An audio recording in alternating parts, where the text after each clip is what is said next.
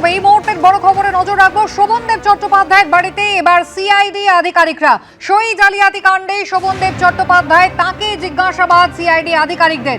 ইতিমধ্যেই আপনারা জানেন বিধানসভার সই জালিয়াতি কাণ্ড, যেখানে সিআইডি তলব করেছিল অভিষেক বন্দ্যোপাধ্যায়কে, দুবার তিনি হাজিরা দিয়েছেন, জিজ্ঞাসাবাদে অংশ নিয়েছেন। আর এবার শোভনদেব চট্টোপাধ্যায়, অর্থাৎ যার নাম বিরোধী দলনেতা করা হবে বলে প্রস্তাব দিয়ে চিঠি দেওয়া হয়েছিল, সেই শোভনদেব চট্টোপাধ্যায়ের বাড়িতেই পৌঁছে গিয়েছেন সিআইডি আধিকারিকরা।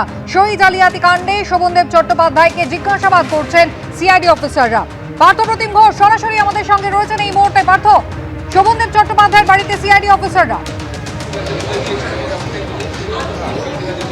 দেখো, সিআইডি অফিসাররা শোভনদেব চট্টোপাধ্যায় বাড়িতে আসেন এবং আধ ঘন্টা শোভনদেব চট্টোপাধ্যায়কে জিজ্ঞাসাবাদ করেন বা ওনার থেকে জানতে চান যেটা সই জালিয়াতি মামলায়। এবং আমরা সেই বাড়ির সামনে রয়েছি, একেবারে এটা হচ্ছে শোভনদেব চট্টোপাধ্যায়ের বাড়ি, যেটা হচ্ছে ভবানীপুরে, যে বাড়িতে সিআইডি টিমের সদস্যরা তারা আসেন এবং তারা মূলত যে বিষয়ে জানতে চান এই সই জালিয়াতি মামলায় তাদের কাছে যে তথ্য এসছে সেই তথ্য সম্পর্কিত বিষয়ে জানতে চাওয়া হয় শোভনদেব চট্টোপাধ্যায়কে। শোভনদেব চট্টোপাধ্যায় একদিকে যেমন বিধায়ক, পাশাপাশি এই যে পরিষদীয় দলনেতা ঠিক হয় যে বৈঠক, যে রেজুলেশন বুক নিয়ে এত টানাপোড়েন, সেই রেজুলেশনের পরিষদীয় দলনেতা কে হবে ঠিক হয়েছিল শোভনদেব চট্টোপাধ্যায় ঠিক হবে। তার পরবর্তীকালে তুমি দেখেছো যে একেবারে অভিযোগ, সেই অভিযোগের পরবর্তীকালে সই জালিয়াতির মামলা, এবং এক্ষেত্রে হচ্ছে পরিষদীয় দলনেতা যাকে ঠিক করা হয়েছিল শোভনদেব চট্টোপাধ্যায়কে, সেই শোভনদেব চট্টোপাধ্যায় একেবারে ভবানীপুরের যে বাড়ি, আমার সহকর্মী অভিজিৎ দত্ত দেখাচ্ছে ভবানীপুর এই যে বাড়ি, সেই বাড়িতে সিআইডি টিমের সদস্যরা আসেন। প্রায় আধ ঘন্টা শোভনদেব চট্টোপাধ্যায়ের বাড়িতে থাকেন হচ্ছে সিআইডি টিমের সদস্যরা, এবং থেকে হচ্ছে শোভনদেব চট্টোপাধ্যায়ের সঙ্গে কথা বলেন এবং জিজ্ঞাসাবাদ করেন। এবং সেই জিজ্ঞাসাবাদে মূলত এই সই জালিয়াতির যে মামলা, সেই মামলায় যা তথ্য উঠে এসছে সিআইডির কাছে, এবং সেই ক্ষেত্রে তুমি দেখেছো যে অভিষেক বন্দ্যোপাধ্যায়কে বেশ কয়েকবার জিজ্ঞাসাবাদ করা হয়েছে, এবং তার পাশাপাশি হচ্ছে যে সিআইডি টিমের সদস্যরা তারা হচ্ছে একাধিক বিধায়ককে জিজ্ঞাসাবাদ করেছেন, এবং যাদের সই ছিল বলে যারা দাবি করেছিলেন একেবারে তৃণমূলের কালীঘাট তৃণমূলের তরফ থেকে অনেকেই বলেছেন এই সই তাদের নয়। এবং সেই গোটা বিষয়ের পরিপ্রেক্ষিতে সিআইডির এই যে সই জালিয়াতি যে তদন্ত শুরু করে, সেই সই জালিয়াতি তদন্তে একেবারে বিরোধী দলনেতা যাকে করা হয়েছিল এই 6ই মে রেজুলেশন বৈঠকে, যে রেজুলেশন কপি যেটা সামনে এসেছিল এবং যেটার পরিপ্রেক্ষিতে এই মামলা, সেখানে হচ্ছে যে দলনেতা অর্থাৎ পরিষদীয় দলনেতা বা বিরোধী দলনেতা করা হয় শোভনদেব চট্টোপাধ্যায়কে, এবং পাশাপাশি অন্যান্য পদে যাদেরকে করা হয়েছিল ফিরহাদ হাকিমের সঙ্গে এর আগে দেখেছো যে সিআইডি টিমের সদস্যরা তারা গিয়ে কথা বলেন। শোভনদেব চট্টোপাধ্যায়ের বাড়িতে সিআইডি টিমের সদস্যরা আসেন এবং প্রায় আধ ঘন্টা শোভনদেব চট্টোপাধ্যায়ের সঙ্গে কথা বলেন। শোভনদেব চট্টোপাধ্যায় জানিয়েছেন দুটি বিষয়, এক হচ্ছে তিনি তদন্তকারীদেরকে সহযোগিতা করবেন, পাশাপাশি তিনি এটাও বলছেন যে এই সই জালিয়াতি মামলাটা গোটা একটা ষড়যন্ত্র বলে তিনি দাবি করছেন। একেবারেই পার্থ, তুমি আমাদের সঙ্গে থাকো। বিধানসভার সই জালিয়াতি কাণ্ড আপনারা জানেন, যেখানে বিরোধী দলনেতা হিসেবে শোভন চট্টোপাধ্যায়ের নাম প্রস্তাব করে অভিষেক বন্দ্যোপাধ্যায় 20 মে একটা চিঠি দিয়েছিলেন, এবং তারপরে ঋতব্রত বন্দ্যোপাধ্যায়, সন্দীপন সাহারা তারা স্পিকারের কাছে অভিযোগ করেন যে এর মধ্যে 70 জনের মধ্যে অনেকের সই কিন্তু জাল রয়েছে, এবং সেখান থেকে ঘটনার জল কিন্তু গড়িয়েছে একেবারে আদালত পর্যন্ত। আপনারা জানেন যেখানে সিআইডি তদন্ত ভার পেয়েছে। শুধু তাই নয়, অভিষেক বন্দ্যোপাধ্যায় গত বৃহস্পতিবার এবং রবিবার তাকে কিন্তু জিজ্ঞাসাবাদ করা হয়, এমনকি কুণাল ঘোষের সঙ্গে মুখোমুখি বসে অভিষেক বন্দ্যোপাধ্যায়কে জিজ্ঞাসাবাদ করা হয় এই ঘটনায়। আর যার নামকে ঘিরে এই জটিলতা, এই ঘটনা পরম্পরা, সেই শোভনদেব চট্টোপাধ্যায়, তার ভবানীপুরের বাড়িতে এবার সিআইডি আধিকারিকরা। দুপুর 3টের কিছু পরেই আজ প্রধানমন্ত্রী এসে পৌঁছবেন তারকেশ্বরের হেলিপ্যাডে। বিশেষ বন্দোবস্ত হয়েছে। সরাসরি আমাদের প্রতিনিধি জিলাম করঞ্জাই সেই ছবি একবার আমাদের দেখাবেন। জিলাম, ইতিমধ্যেই দেখছিলাম যে কেন্দ্রীয় বাহিনী তারা কিন্তু ইতিমধ্যেই রুট মার্চ করছে।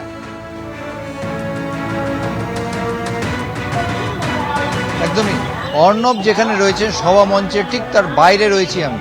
আমার সহকর্মী অতনু কুণ্ডু যে দৃশ্য দেখাচ্ছে, দেখতে পাচ্ছ হেলিপ্যাড প্রস্তুত।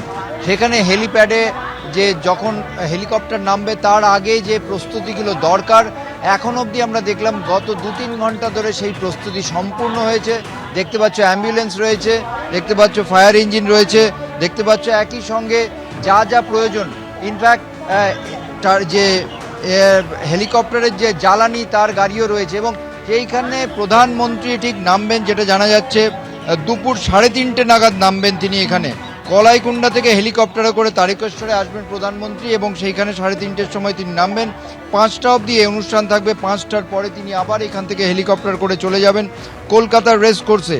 সেখান থেকে রেস কোর্স থেকে তিনি লোকভবনে যাবেন এবং লোকভবনে রাত্রিবাস করবেন।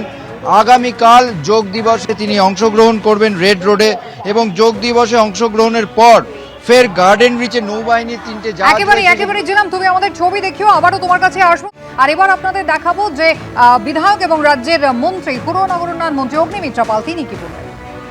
একটা ফার্স্ট যে ডিসিশন নেওয়া হয়েছিল যে বাংলাকে ভাগ করা হবে এবং বাংলার এই দিকটা ভারতে থাকবে এবং বাংলার ওই দিকটা বাংলাদেশে যাবে, যে প্রথম যে সম্মেলনটা হয়েছিল সেটা তারকেশ্বরে হয়েছিল এবং আপনারা জানেন যে আজকে আমাদের যশস্বী প্রধানমন্ত্রী নরেন্দ্র মোদীজি আসছেন, সেই তারকেশ্বরের প্রথম যে সম্মেলন সেটা আজকে উদযাপন করতে এবং ডক্টর শ্যামাপ্রসাদ মুখার্জিকে সম্মান জানাতে, শ্রদ্ধা জানাতে।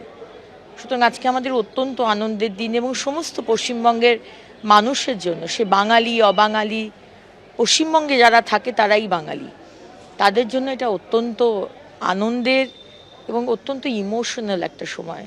দুপুর 3টে 3:30 নাগাদ প্রধানমন্ত্রী তিনি এসে পৌঁছবেন। দুদিনের কর্মসূচি রয়েছে প্রধানমন্ত্রীর। আপনারা জানেন আজকে পশ্চিমবঙ্গ দিবস উপলক্ষে একাধিক অনুষ্ঠান রয়েছে। তার পাশাপাশি প্রকল্পের উদ্বোধন করবেন প্রধানমন্ত্রী এবং আগামীকাল আন্তর্জাতিক যোগ দিবসের অনুষ্ঠানেও তিনি অংশ নেবেন। আমাদের দুই প্রতিনিধি সরাসরি রয়েছেন আমাদের সঙ্গে। জিলাম করঞ্চাই রয়েছেন তারকেশ্বরের হেলিপ্যাড থেকে, যেখানে আর কিছুক্ষণের মধ্যে প্রধানমন্ত্রী আসবেন, এবং অর্ণব মুখোপাধ্যায় রয়েছেন একেবারে মূল অনুষ্ঠান মঞ্চ থেকে। আমি অর্ণবের কাছে প্রথমে চলে যাব। অর্ণব, আজকে এই যে অনুষ্ঠান মঞ্চে তুমি রয়েছো, একবার প্রস্তুতির ছবিটা দেখতে চাইবো এবং তার পাশাপাশি আজকে তারকেশ্বরের মঞ্চ থেকে মূলত কি কর্মসূচি প্রধানমন্ত্রীর আছে।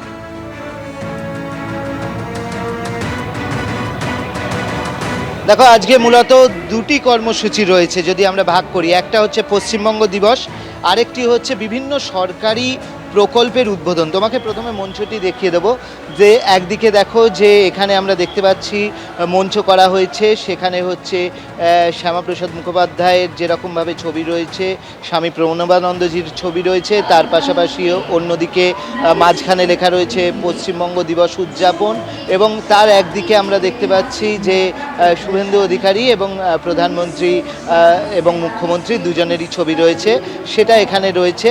পশ্চিমবঙ্গ দিবস উদযাপন আজকে এই তারকেশ্বরে হচ্ছে, এটাই হচ্ছে মূল মঞ্চ। সেই মূল মঞ্চে ইতিমধ্যেই এবং মূল মঞ্চ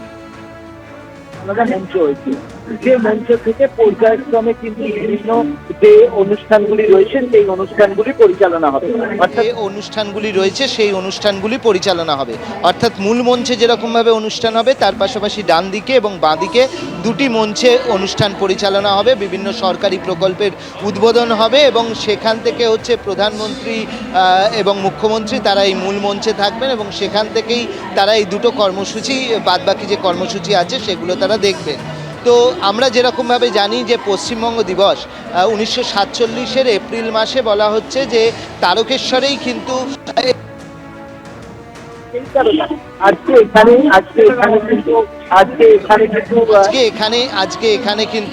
আজকে এখানে কিন্তু এই কর্মসূচি নেওয়া হয়েছে এবং সেই কর্মসূচিতে প্রধানমন্ত্রী আসছেন, রাজ্যপাল আসছেন, তার পাশাপাশি মুখ্যমন্ত্রী আসছেন, অন্যান্য বিধায়করা থাকছেন। সমস্ত বিধায়কদের জন্য আমরা যদি মূল মঞ্চের দিকে থেকে আমরা দেখতে পাচ্ছি যে বাঁদিক করে হচ্ছে বিধায়কদের জন্য ব্যবস্থা করা হয়েছে আর ডান দিকে ব্যবস্থা করা হয়েছে বিভিন্ন আইএএস আইপিএস যারা রয়েছেন তাদের জন্য। এছাড়া পিছন দিকটা রয়েছে হচ্ছে যারা সাধারণ মানুষ আসবেন তাদের জন্য ব্যবস্থা করা হয়েছে।